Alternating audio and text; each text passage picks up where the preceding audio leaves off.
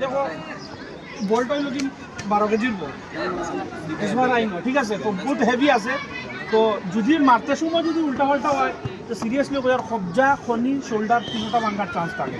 এটা কিছু যদি ওলা মারাত গিয়া যদি ওলা হয়ে যায় তোমার রিস্ক ভাঙি দিবে, ঠিক আছে। মারাত গিয়া যদি ওলা হয়ে যায় খনি ভাঙার চান্স আছে, তোমার রিস্কি গেম আছে, তো মন দিয়েছিল, ঠিক আছে। তো সবার কইলে আমরা মারার স্টাইলটা জানি, আমরা ইলা মারতাম না ওলা বা বাবার দি মারলে ইলা মারতাম না, ক্রিকেট বল যে লাইটটা মারি এগুর এই খেলার বা এগুলো মারার নিয়ম হইল কি আমরা ওলা পুশ করি মার, বুঝা গেছে নি, পুশ করি মারা, ঠিক আছে।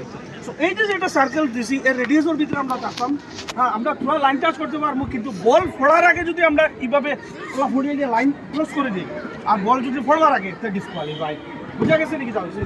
তো ও যে একটা মিনিমাম লাইন টান আছে অস্টাইডর ওটা যদি বাড়ে যায়, বাড়ে গিয়ে যার সবচেয়ে বেশি যাইব হে ফার্স্ট, যার কম যাইব সেকেন্ড, এটা বুঝা গেছে। তো মারার টেকনিকটা আমি সিম্পলি দেখাই দিই তোমার, একদম সোজা। বাবাজি তোরা হরো, তোরা পারো, তো আমরা এখান থেকে শুরু করবো। তো যদি ইন থেকে হইলে কিন্তু অ্যাকচুয়ালি কিন্তু জায়গার থেকে হয়ে মারলে আমরা বেশ পাওয়া পাই, ঠিক আছে।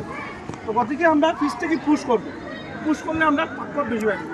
আর এই রেডিয়াসের ভিতরে অফকোর্স আমি যদি দুইটা নিতে পারি, দুইটা মারাতে যত বেশি মারবে তত বেশি পেস হয়, ফার্স্ট বলার ধরিয়ে নিতে পেস লাগে, ঠিক আছে। তুমি ধরো দুইবার মারবা সাত, তো এইভাবে মারবা, ঠিক আছে। আর বল ফোড়ার বাদে 12 কে যাইবা, ঠিক আছে। ফোড়বার আগে যদি সাতটা রাখুন 12 কিছু ডিসকোয়ালিফাই, এম আই ক্লিয়ার? চলো ক্লাস 9 লাইন ধরো।